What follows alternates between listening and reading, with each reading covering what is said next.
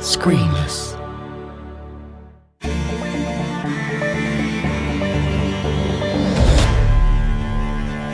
Making a soundtrack. Opening scene and action.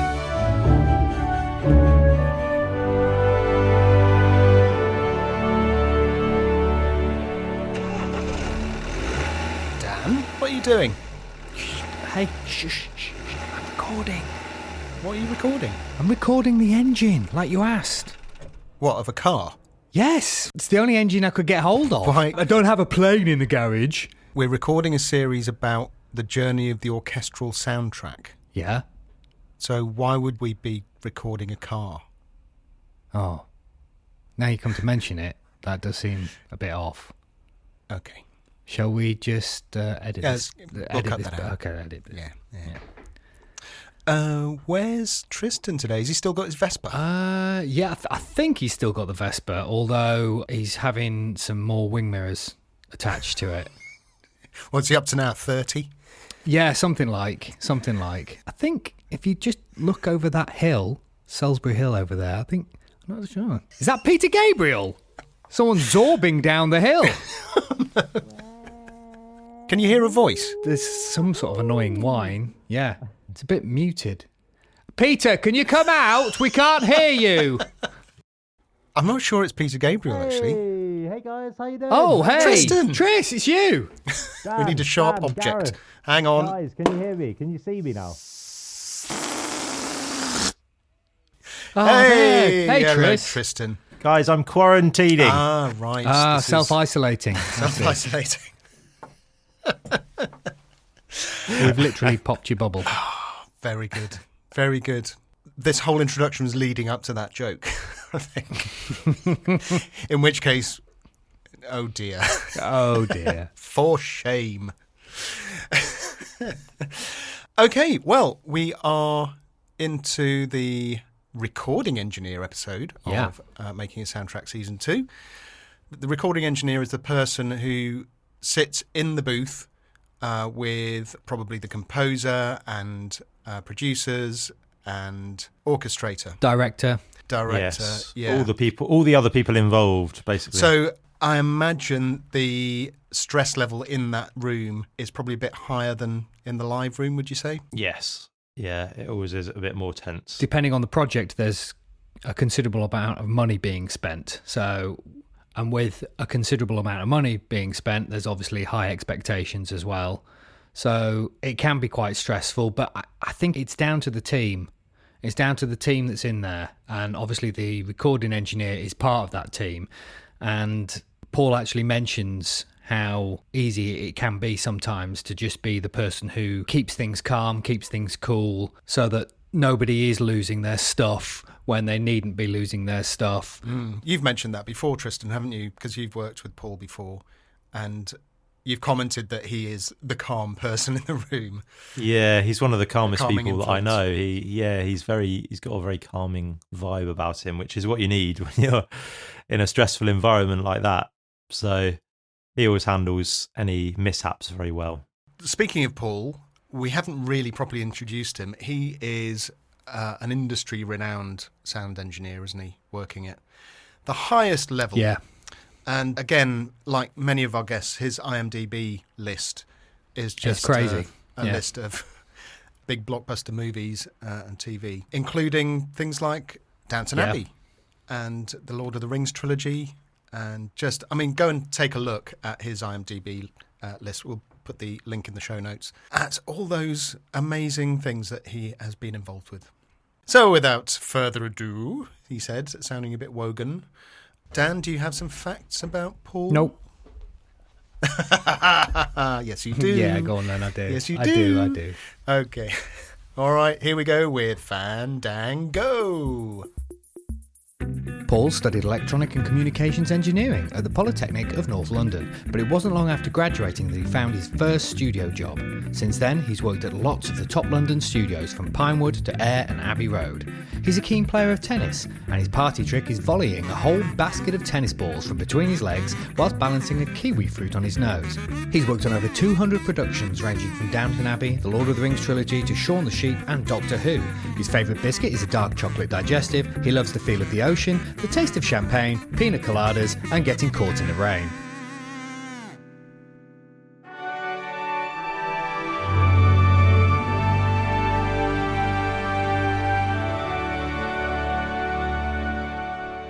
Hey Paul, thanks for joining us today. We're sat here in Studio 2 at Air Studios, where actually you've newly been signed to the Air management, so congratulations for that. Thanks, yeah. It's an honour. So let's just dive right into the questions. Can you expand on the role of a recording engineer? So a recording engineer, I suppose, is there to capture the performance of the composer's music, kind of using whatever techniques and equipment, that are appropriate. And then the engineer is there to make that music recording do what it's supposed to do in the media that it's been designed for. So as in, so I'm basically talking about mixing and sort of mastering techniques.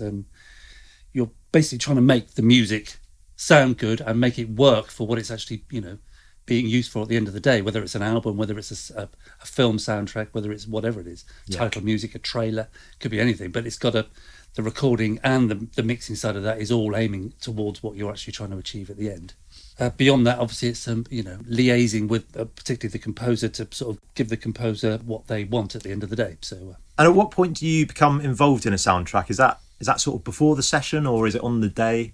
I normally like to prep my own Pro Tools sessions or recording software sessions before the actual recording, so as it gives me like a clear picture of what's going on and what needs to happen during the recording.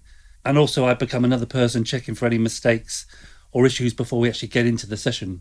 Obviously, the sessions, as you know, tend to be quite fraught at times, as in a lot of music to do in a very short space of time. So you're trying to head off anything that's going to slow you down as much as you can before you get there. So it's a good process to actually, be part of it before you actually walk into the studio. Or obviously, I'm thinking about setups and all the rest of it, but actually seeing the files, hearing the music, checking the files and all the rest of it is an important part of it for me, because it's like really the start of the process. Is it quite a time-consuming process if you're having to sort of check through things? Yes and no. I mean, I kind of know from experience how long these things tend to take, and I'm kind of very, very quick at doing it and very quick at spotting the obvious mistakes. I mean, part of it depends on what you're given and how well organised it is, and I mean, sometimes I do the whole prep myself, as in I'm doing the bouncing out of the files. So then I'm in complete control of it. That's fine. If I'm sent things that are kind of starting in random places and actually aren't in time when you line them up, and or the scores are very difficult to read, if I'm checking for time signature mistakes or barring mistakes and things like that, then obviously that can add a lot of time. But on the whole, you work fairly quickly. You're normally on a deadline with most things, particularly in television. You'll be doing it the night before the recording session normally. So you need to be working very efficiently, very quickly. I think we've spoken about this before, that, correct me if I'm wrong, but do you go to John Lund's studio when you work with him? And do you prep it at his studio? Yeah, I do. Just because of the system that he's got set up, it is all kind of ready to actually record straight into a kind of master template recording sessions, which I then modified for whatever studio that we're going to be going to, and take a copy of that. And then we would usually, apart from on big films, mix back at his Studio 2. So I can then bring that session back and then put it back into and modify it back to be used in his studio with all the obviously the music that we've recorded in the external studio. So and that's the best way.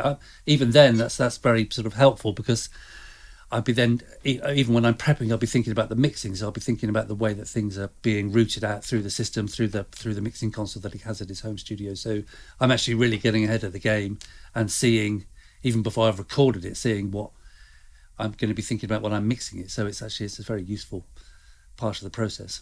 You mentioned about the score and sort of checking for errors. Is that something that you'll kind of do as a matter of course? Sort of checking through the score and checking either tempo changes or time signature changes? I'm not looking at it for mistakes in the composition or the the chord that he's written or whatever like that. I'm really looking for technical faults to do with the recording. So if I've got a MIDI file that's got a time signature change at a certain bar, I make sure it's the same in the score and make sure that the bar numbers are the same, and that I can see where if tempo changes are marked and if they actually exist in the MIDI file and if they're the same ones or they're happening in the same place.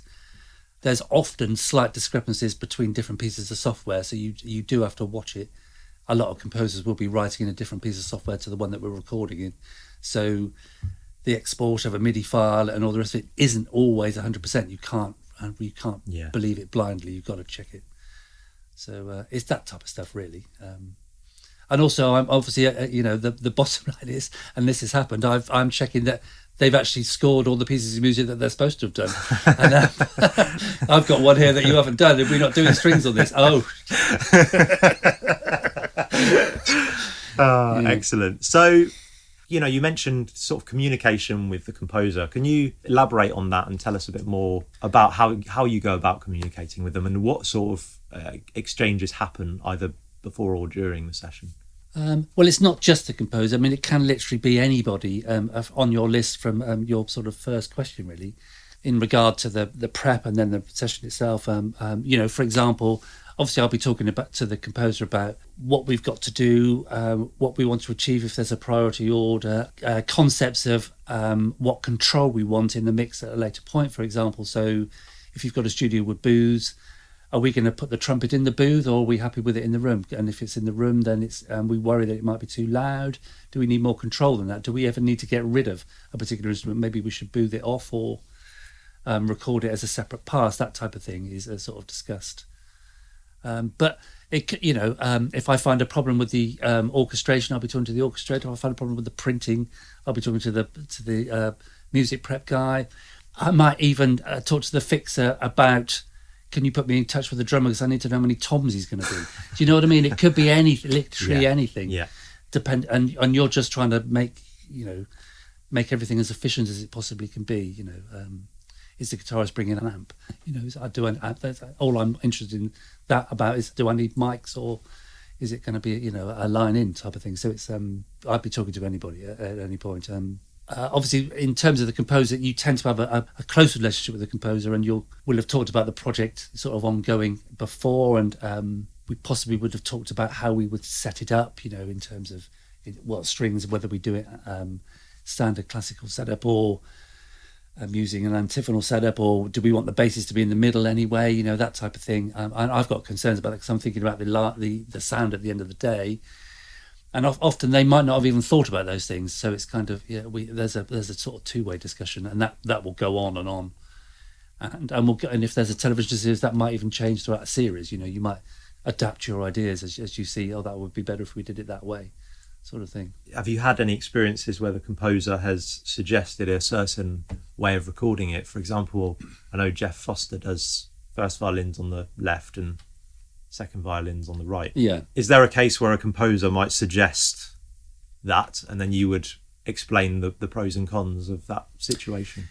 Yes, there is. I mean, and actually, again, that you bring the fixer in or the musicians in at that point possibly too, and the orchestrator, because the key to doing something antiphonally like that is the first violins and the second violins, if they are hard left and hard right, as talking about stereo imaging, they can't hear each other as well in the room. So if they're playing very closely together in very close harmony, that's a consideration, as you could make it actually more difficult for them to actually play, which of course could end up in a worse result. So you kind of have to, same thing with the basses, whether they sit behind the cellos or they go in the middle.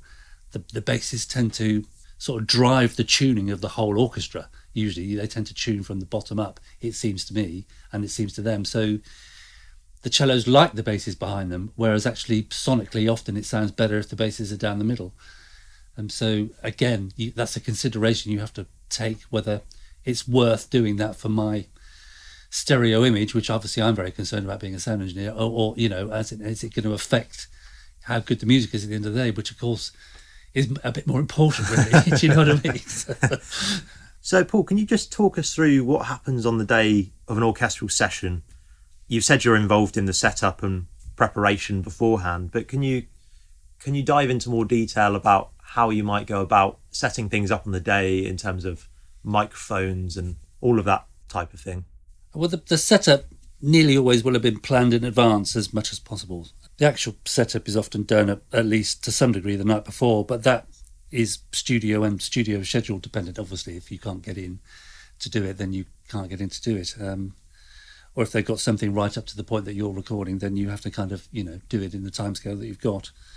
In a normal situation where they've done it the night before, the morning of the session, the first thing I would be concerned about is that the files I've prepped from the day before actually load into the computer and that we've got something to record against. Otherwise, there's going to be a mad panic prepping within the 2 hours that we have before the session starts. And that has happened, where Pro Tools has done something weird with the files, doesn't recognise the files that I've given it and can't find them. And it's kind of for some kind of strange disk thing, and then all of a sudden, where we've got a problem. It's kind of, so you need to know that, so you that you can actually, you got something to record to actually when you get to that downbeat start of the session. And then aside from that, once you can breathe the sigh of relief that that's working, then basically you're setting up the studio and the control room. Some of it would have been possibly set up already, but you're basically finishing that off and then checking it. When the red light goes out, what are you sort of aiming for? Because I know you're aiming, we spoke about this before ages ago, and you said you were trying to achieve some sort of balance on the first run through. You generally choose a cue that has a lot of instruments playing, preferably a good dynamic range, so playing loud and maybe soft so you can get the levels right. Can you just explain what you mean by balance? You're trying to get the balance right. So in a normal situation, you would be using a combination of room mics and close mics, and there's reasons for that. And obviously, the balance that you have then between how much of each of those that you use depends on the room and also depends on the material. For example, if there's a piece of music where the music is sort of more staccato or kind of short notes, you possibly would favour the close mics a bit more than you would do normally. But if you've got a beautiful room, something like Air Lyndhurst Hall here, the room sound itself is so amazing that you could literally listen to the room mics and live happily ever after, because it's a beautiful natural sound. Although what you then find, although I'm going off a bit of a tangent here, but what you then find when using it for the sort of end product is that you might need a bit of sound reinforcement from the close mics to make it a bit clearer, to make it work with the, if it's a piece of music that's under dialogue or under a car driving along, for example, you've got it might need to be a bit clearer. It might not be that soft classical sound, will possibly not work. So basically, at the start of recording, I'm trying to make sure that all the microphones are working and I'm capturing them at a decent level, and that the levels of all the mics on a particular section are about the same volume, and that there's not any problems with those. And then I'm basically trying to get a balance between those close mics with themselves so that I could listen to just those and I would get a natural orchestral balance. I'm making sure that the overhead microphones are in balance, as in the way that I want them, because obviously sometimes there could be 7, maybe even some people use even more. They use kind of mid-place ones. You could be using maybe up to 15 microphones that you would class as overhead microphones. So they've got to be in balance with each other to make it sound like you want to. And then you're looking at the balance between the overhead microphones against the close microphones to get the sound that you want to hear, or the sound that you think is appropriate. So that all has to go on really quite quickly, particularly on a television session, because you know that the microphones already work because you've tested them before the session started, but you don't really know what they sound like until some musicians start playing, their instruments into them. So you are trying to assess all of those things very, very quickly, and obviously at the same time making sure that nothing's distorting and nothing's kind of doing something that it shouldn't be. And at the same time, everyone in the room is listening, critically to what you're doing, probably more so than they ever do for the rest of the day. And it's kind of like all of a sudden, things could be going wrong. Microphones could not be working properly. Something might be not patched in quite properly, or oxidized or something like that. You're trying to find all these things. Whereas actually everyone else is wanting to hear what it sounds like because they're excited in the room. So it's a funny period of very extremely high pressure for the engineer. for about that first 10-15 minutes is like when you really sweat. Yeah, so that's Is it common to sort of change the placement of the mics once recording has started occurring? Yes and no. You're trying to assess whether you're capturing what you want to capture, and also you're thinking about the mixing. So if there's, for example, say you've got a harp in the room and you know full well that there's going to be times when the harp is going to need to be louder than it would be naturally in the room, but you're getting a lot of spill from other instruments, you might suddenly think that you want to move the mic closer to facilitate doing that at a later stage. Or frequency response that you're capturing is wrong and you know that a mic position change would change that. If you've got time to do it, you would go and do it and affect that change so you're capturing the best that you possibly can capture without having to modify it quite so much later on when you're mixing it. And also people bump into mics and smack mics with their bow and all sorts of stuff, and also mics droop and, you're constantly watching those things. And you're listening out for room noise, aren't you, as well, and those sorts of things that can happen. Very much so. During the recording itself, yeah. And obviously, if you're using a metronome that's being fed to people's headphones, you need to be very aware that that can actually spill into the room, and that's obviously that's an unnatural sound, really, that you want to avoid. So you need to be checking for all those sort of things. People's phones going off. I mean, it all happens. Air conditioning things, light aircraft flying over the top. I mean, it happens all the time. So, Brilliant. No, that makes a lot of sense. You've been an engineer for more TV dramas than we have time to list, including Downton Abbey, Endeavour, The Last Kingdom, and for movies like the Lord of the Rings trilogy and The Talented Mr. Ripley. What differences are there between, say, sessions for a TV drama and sessions for a big movie? Well, interestingly enough, not much really in terms of the way that we would approach it. When I say we, as in the team of engineers that are working on something like that. Big films tend to have more of everything on the whole, as in they have more tech requirements, as in they might want to monitor in Dolby Atmos or 5.1 sound or whatever it may be. There's usually more musicians, and obviously that brings with it, more setup and more microphones and more channels on the console being used, and more, therefore, potentially more problems, and therefore slower operation possibly. And big films tend to have many more clients and their girlfriends and their tech support team, and they've all got their own demands. So it tends to be more, more of the issue tends to be client demands, to be honest, than anything else. If I was doing a string quartet for a film with like a £200 budget, you would approach it, and so would all the other engineers and assistants and recordists and all the rest of it, in exactly the same way as if you had a 100-piece orchestra and you're doing a Hollywood blockbuster. It's kind of, you're trying to do as the best thing that you possibly can for what is in front of you. You're trying to capture it and make it sound as good as you possibly can and make it as efficient as you possibly can. It doesn't. Everything about that mentality is exactly the same. Whoever and whatever it's for, that never really changes. And you'd use the best microphones that you could use. You'd use you would all those decisions would always be the same, and you'd prioritize whatever you needed to prioritize, within that sort of recording thing. So yeah, the big films are very exciting, but as geeky engineer, we get excited by the string quartet as much as we do as with the. So it's I wouldn't say the big films really change our outlook particularly. Okay. I've worked on sessions where you've been the engineer, and you have just a remarkably calm attitude, and there are many positive references in your website which talk about your ability to stay calm in sessions. Why is that important? Well, as we were just alluding to, there's a lot that can go wrong in a recording session. Obviously, you're dealing with electronics, high-end electronics, and it's the equipment's working to its optimum kind of level, and it goes wrong all the time. And you also find that the best sounding thing is often the vintage stuff or the valve equipment that's renowned for going wrong constantly. So sort of being calm in those situations, having the experience of knowing that happens, and it does happen all the time, is very important, because obviously you're in a room with people who are spending often quite a lot of money, and they kind of will need to feel that everything's under control and it's all calm, and you don't want them getting anxious, and that applies obviously to the musicians as well.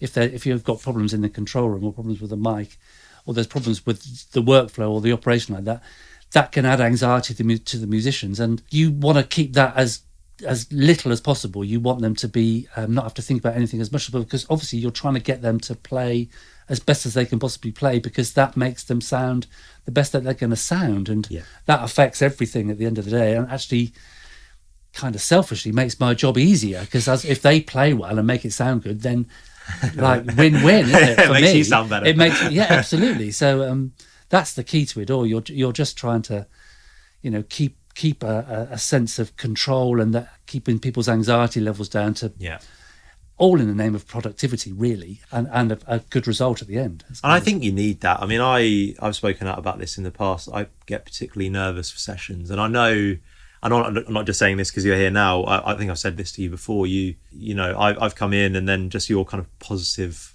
calm presence just instantly kind of calms me down. And I think you need other people like that in the room. You don't want somebody who is going to exacerbate that stress and feeling of anxiety. No, absolutely, yeah. It has a very negative impact often, and I've certainly seen that on projects that I've worked on in the past. I'm very lucky on the whole not to work in situations like that. I'm not quite sure why that is, but I've certainly had them in the past, and it's a horrible way to work and a horrible way to spend the day. And obviously, you can understand it. Sometimes people are nervous and they can't necessarily help themselves, and obviously you do everything you can to relieve that stress from them, but and it doesn't help the musicians. No. and the musicians they respond badly to that. I think they do. Yeah, I think they do. There's much better to have a it's the opposite to the way you'd think, isn't it? Instead of being loud and brash, it's actually, because you're quite quiet, you just speak when you need to. Absolutely, which is the best way to be, isn't it? There's that adage as well of having too many cooks, spoils the broth and all the rest of it. There are people there that have got their own end of, their own expertise and their own sort of take on certain things, and I'm included in that. But again, at the end of the day, we're a team thing. So if the conductor sees a microphone has moved, he'll tell me. If I hear something wrong that no one else has heard in the recording, in terms of the playing or the writing, I'll say something if no one else has said it. But everyone's got their own level of expertise, but at the end of the day, everyone's there to achieve the same thing, and without any dealing with professionals like that, not too much ego in the way that everyone's open to everything from everybody, and without actually stepping on people's toes, can accept, as in, oh yeah, maybe you're right, it's something to be taken on board. So I think it's the right way to be. Just don't talk for the sake of it. Let other people do their job, and then get involved if you need to. I think that's the key. Definitely. You've told us about what happens before the session and during the session, but what happens after the recording session? Are you finished, or is there more to do? For example, backing up and handing over the recorded sessions. Well, there's always backing up to do, obviously, and there's sometimes you have to do some sort of post-session editing, completing your notes if you haven't had time to write them, all the rest of it. Occasionally you'll find, depending on what's happening next in the next part of the process, you need to edit and consolidate files into a particular format that someone else can then take away and import into their own system. And sometimes that involves obviously sort of complex naming, complex stemming, or even to the point that sometimes you may need to mix things down into some sort of stem kind of thing. That's very rare, because you'd want to leave that flexibility to the mix, but anything can happen, really. From my perspective, people need to take that into consideration as well, because it's like, well, the session might have ended, but if there's still plenty to do, then we're basically still working. So you need to factor time in for that. Yeah. And obviously the most important thing is you've got to factor time in for backing things up and making sure that they are as they should be, and that multi-copies of things have been taken. So and that everyone's got what they want before they leave the studio. So that's kind of the most important bit. So is that provided on a hard drive or something like that? Either that, or it's uploaded to a server, whether it's the studio server that the client is then given a link to that they can download, or whether it's the client's own server that we would upload to. I've even had this. You've had the situations where you're uploading the cue as you've recorded it to somebody else in a different studio who's then mixing it because the deadline's so tight. That does happen. That is madness. Do you back up as you're going along? Is it backed up in the studio automatically? Because imagine getting to the point where you were just about to deliver the files and then somehow all the files got lost. I'm guessing there has to be some sort of backing up procedure automatically in the studio. Yeah, you'd think that, but actually very rarely Really? there is. I mean, That's so madness. some studios do have kind of some auto backing system going, but that's actually only fairly recently been happening. I'm kind of I'm not a paranoid person, but I am paranoid about that, so I'm constantly pestering my assistant to make sure that they have backed up. When I'm on a smaller recording session where I'm running everything myself, and I'm jumping between cues, I often would back up each cue as I've done it. Just as I'm shutting one and opening another, I would literally copy it to somewhere else. You would think that they would set up RAID drives to do that. I've never actually experienced anyone doing that. Wow. I'm not sure why that is. Dangerous. You think that would be the thing? Yeah. And I have had the horrible situation where someone's used some synchronization software to back stuff and done it the wrong way round and deleted the files. No. And we've had to record things again. Yes, that has actually happened. So I bet they weren't too popular afterwards. Yeah, he definitely went a funny shade of white for quite a long time. And it was a cold day, but he was definitely sweating. Brilliant. And to round things off, how did you get started personally in the business? Is this always what you wanted to be doing? And are you living the dream? Well, I think I am. I mean, and it's always what I wanted to do. As in, not particularly, wasn't particularly aiming for the film world. I wanted to be a sound engineer. And I've done it for a long time, and I still love it. I still enjoy being in a room like this that we're in now with this huge, great SSL console, and I get excited by it still, which is fantastic. And I basically, it's a long time ago that I was getting the industry, and there was very little in the way of music technology education in those days, even though I did do some kind of 2-bit course with the School of Audio Engineering or something like that, whilst I was doing my degree at the same time. But it was a complete waste of time. But at least I sort of did something.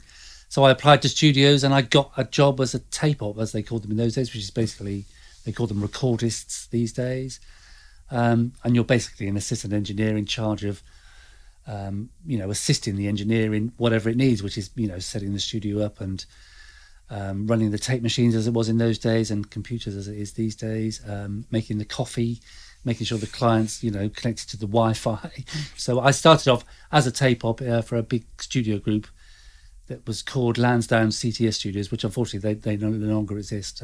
Sort of closed down in probably 2006, I think, finally. So, which is very sad. But it was a big group of studios that had specialised in music to picture work. Lansdowne has specialised in that since like sort of 1980.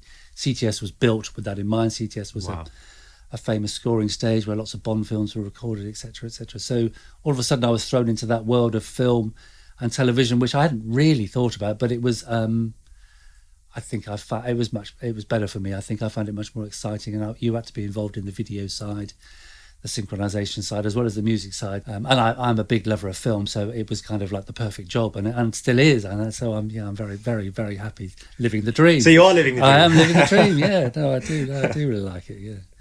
How do you like to enjoy the finished film or TV series? Will you go home and watch it, or are you too busy to do that sort of thing? It depends on what it is. Obviously, you work on lots of things that you don't have choice of. So sometimes things that you do might not be to your taste. I will always listen to at least 10 minutes of it just to make sure that I've done my job properly and that the music sounds. And actually, that's a very important part of the process, because you are checking on your work in its end kind of incarnation, whether you see a film in a cinema or a television program on the television or a radio show on the radio or whatever it is, you're making sure that actually you've achieved what you were aiming for, and you're listening for things that maybe I could have done that better, as in usually in terms of tonally, you're looking, for the balance between the low and the mid and the high frequencies to making sure you've got that right relative to what it's being broadcast on and what it's what actually is the way it's working with any other sound that it's actually with. So obviously, if you're doing a television score, a lot of your score will be combined with other sound, as in atmospheres, sound effects, dialogue, all sorts of things. So your music has to work sonically with all of that. So that's a very important part of the mixing process, as I've said before. So you're checking on your work, basically. But I mean, the enjoyment is, I guess occasionally we get invited to what they call cast and crew screenings, where everyone that's worked on it is invited to a screening of it in a cinema, usually at a stupid hour on a Sunday morning, which is such a bad idea. But that's when the cinemas are empty and you can hire them out. But that's a lovely sort of process where you actually get to sit with all your sort of compatriots, a lot of whom you've never met. Obviously, working in the music side of it, you only meet the music people. And it's kind of like a joyous kind of occasion where you're kind of seeing your end work, and there's lots of backslapping, and everyone seems to only remember the good bits and not the bad bits about what happened. But that is a lovely moment, yeah. So that's the way that we like to enjoy it. But they don't always happen. You don't always get invited, but that's a nice thing. Well, Paul, thanks for joining us today. It's been hugely insightful. Yeah, pleasure. And I think, specifically engineering it seems to be such a kind of hidden art, a secret art that not many people really know about. And I think because, you're generally so quiet in the studio, engineers just as generally, it's normally the composer and people like that sort of take up the limelight. So it's interesting to hear your side and what you do. So thank you very much for giving up your time. Yeah. It was a pleasure. My pleasure. Thanks.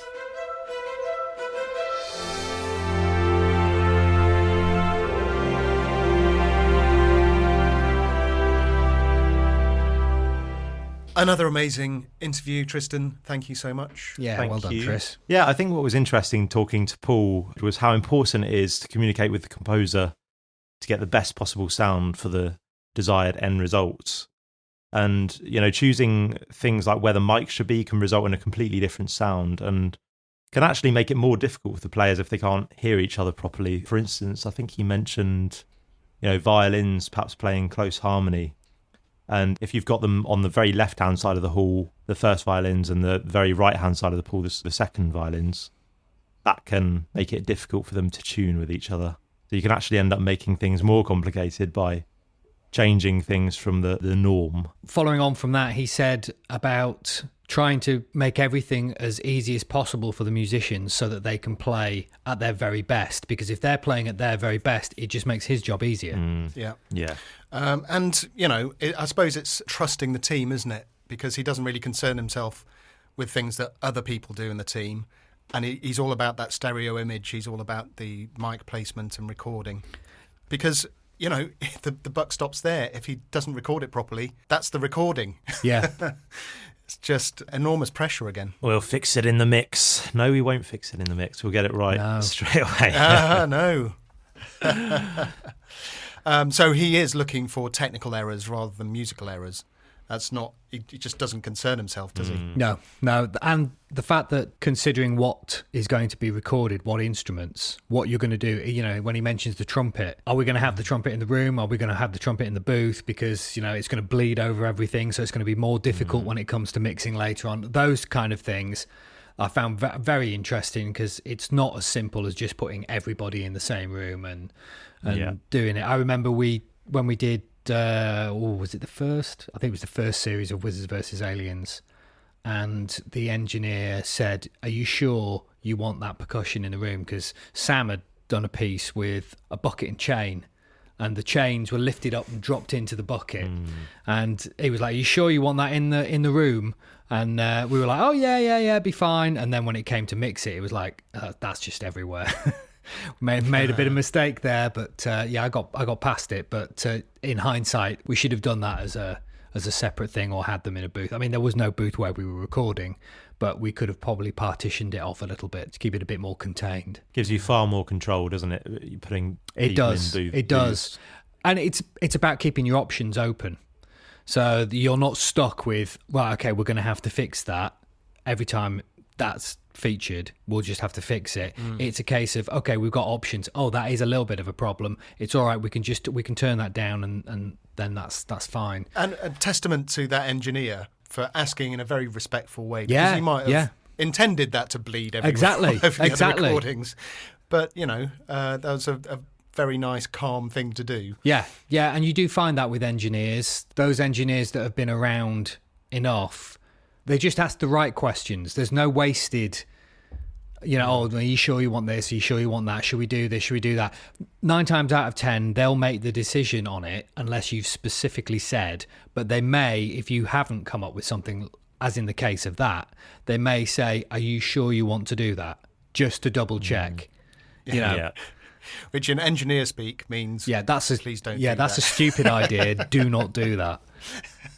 Also interesting, I thought, when he said you need to factor in time after for all the extra bits and bobs, the backing up, the making sure that everything, you know, and making sure that everybody has everything they need before they leave. Because I can see very easily people going, "Well, that was fantastic. Thanks so much. Thanks, everyone. Bye. Big hugs. Off they go." And that's it. And then, you know, mild panic. "Oh, hang on a minute.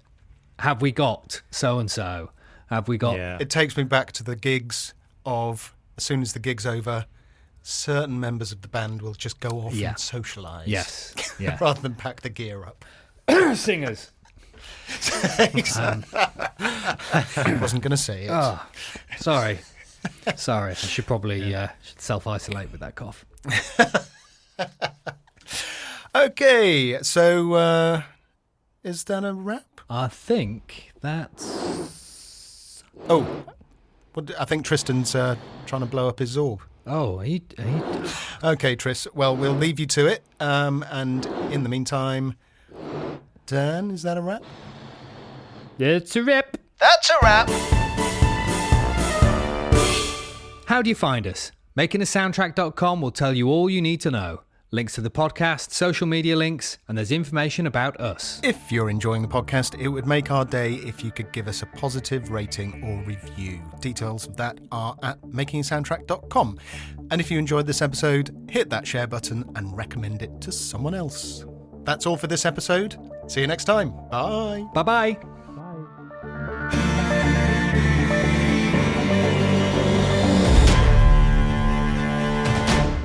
Let me do a Tris.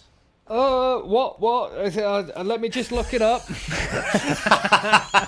have they done? I'm only pulling your leg. I'm just as bad.